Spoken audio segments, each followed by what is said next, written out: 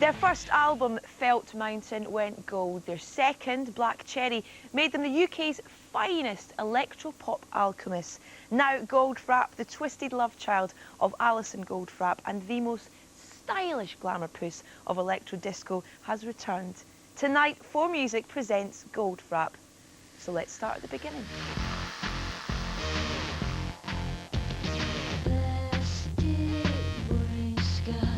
Alison Goldfrapp, composer, vocalist, whistler, yodeler, and one of pop music's most unique females, is back.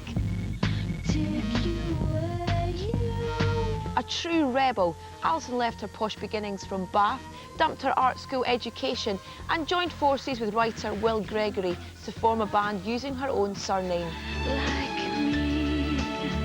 Goldfrapp released their first album, Felt Mountain, in the year 2000 and gave electro-disco mainstream appeal. This was followed in 2003 with the Brit-nominated Black Cherry, which had us all stomping to the ultra-glam anthem, Strict Machine.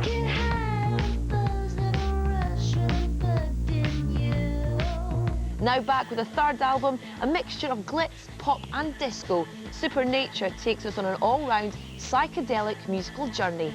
We can't wait. To kickstart the show with their new single, Ooh La La, this is Goldfrapp.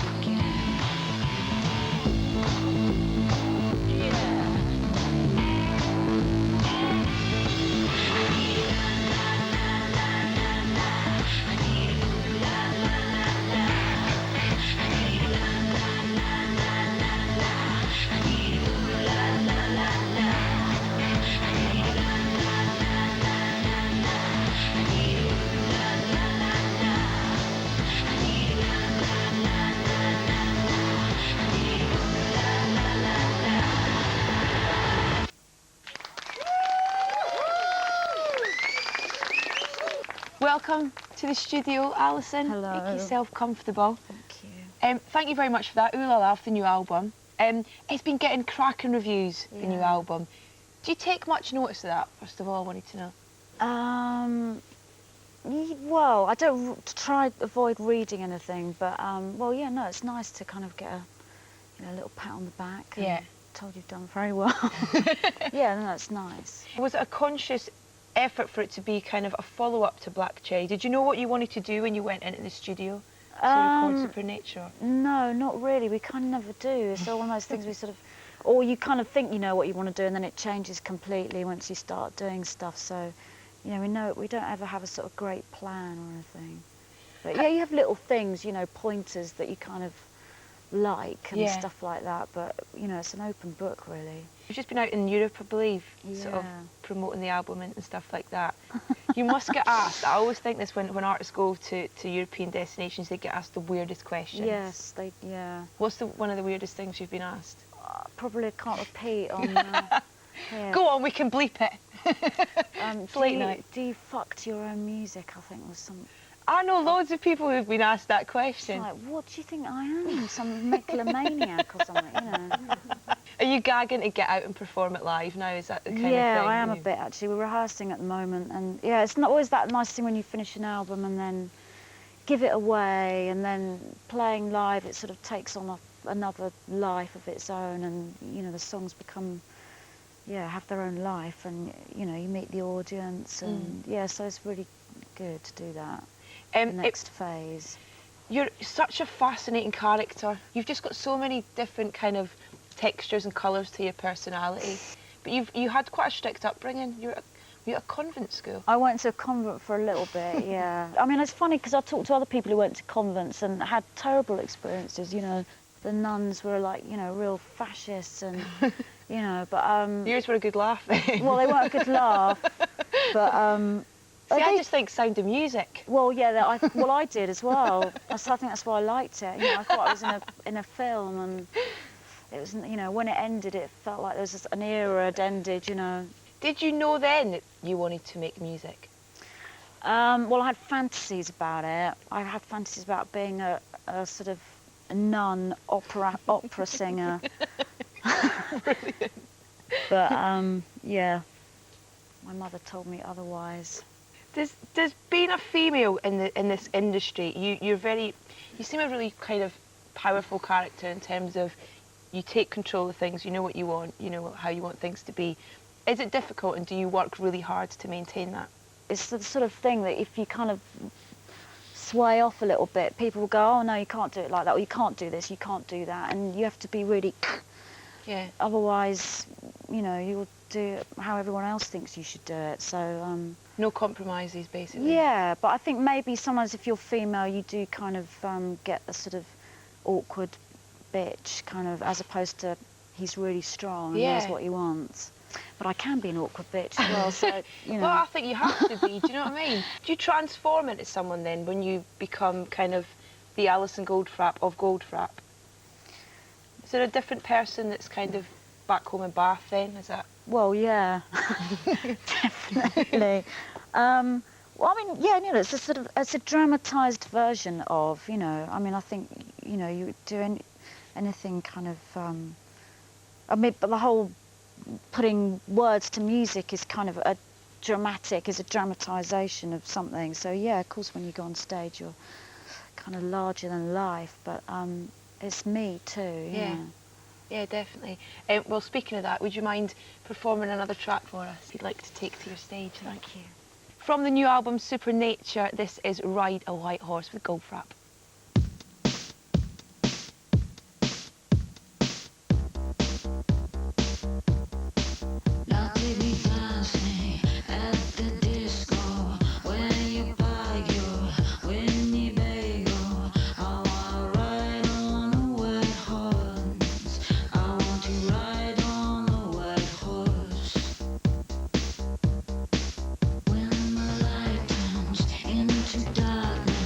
Will he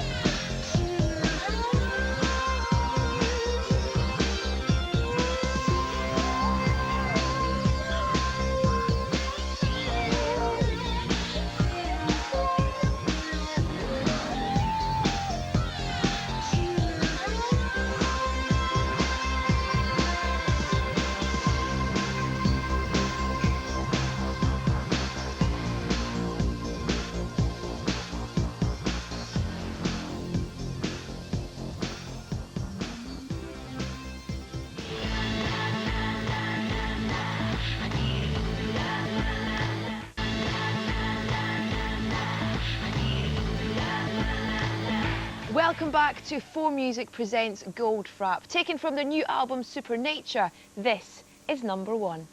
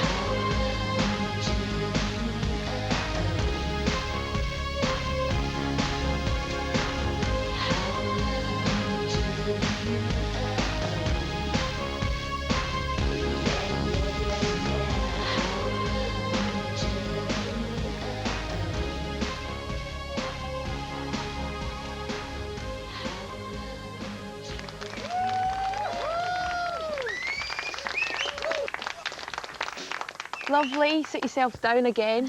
Hello. Number 1 from the new album. Yeah. Hopes of number 1? Oh, yeah, it's a bit weird one, isn't it? Calling your song number 1, thinking, actually, maybe that's not a good idea. But no, I don't know. I just thought, well, whatever. Is that important to you? Do you care about chart positioning? No.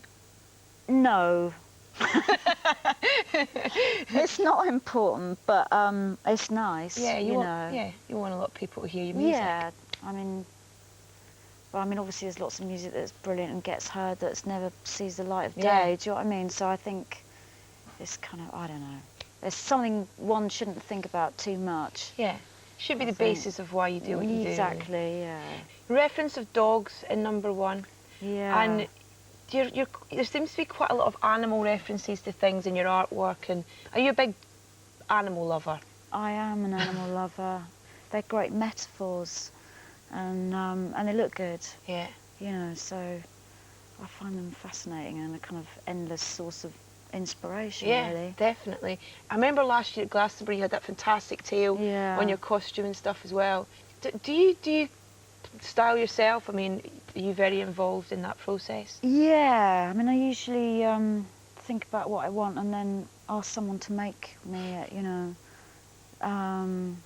Yeah, because not necessarily into fashion. You know, it's more, I think, you know, when you're thinking about stage or artwork, you want to kind of, it's more about a look and a feel and a kind of saying something about what you're doing. So, you know, which you can't really go into a shop and do that. Buy off a reel. Yeah, so you kind of, I just think about what it is and then ask them to make me it. And so I kind of like doing it myself, really. But obviously we have people to help and stuff, yeah. You don't make life easy for yourself, though, with some of the outfits that you choose. I mean, the tail for it, how was that attached for a start? Do you really want to know? Probably not, actually. But yeah. Well, I've had this, I'm quite proud of this, actually, because I thought I saw someone with a strap on, you know, dildo, and I thought if you put it the other way round, then you put hair on it and you could, that's the way of fixing it. So I went to a ladies' sex shop. And, I like the way you do the little Britain. Ladies. And so I was in the changing room trying on this strap on. I was thinking, she must think I'm, like, I've really got it wrong, you know, the beginner. Did you? Did you tell her what it was for, or did you just like the idea? Well, I found myself going, well, it's actually for a costume, and you know, of course, I'm not going to use it for anything. Yeah, of course it is. I was also reading about your porn collection, which I found fascinating. Pardon?